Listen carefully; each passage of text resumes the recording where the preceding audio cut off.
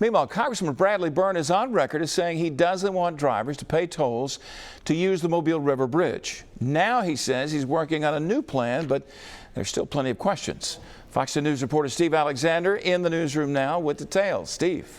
Well, of course, we know by now a lot of people don't want tolls. Congressman Bradley Byrne says he doesn't want them either and says he plans to respond to Governor Kay Ivey, who you might remember asked, "What do you suggest for funding?"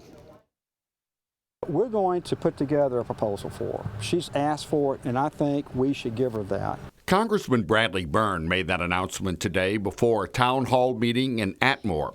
He says he wants to meet with legislators to come up with ideas for Governor Kay Ivey, but again suggested using money the federal government pays to states for oil royalties, called Go Mesa money. Get the scope of the project down, take the $125 million in infra grant that we got from them, bond the Go Mesa money, and they can take some of the $800 million that the federal government sends to them every year for highways.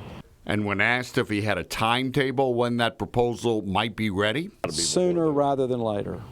A lot sooner rather than later. Earlier in the day, Byrne held a town hall meeting in Grand Bay where anti-toll proponent and state auditor Jim Ziegler made a request.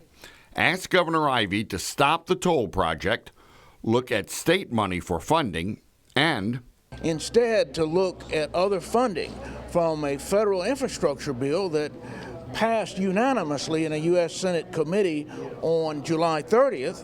Those who attended the meeting also expressed their thoughts on tolls. It would put too much pressure on the people of this county and Baldwin County and the surrounding area of the people that lives here. Probably necessary to get it built, but I won't be using it, so it don't really matter to me. I think the tolls should not be allowed.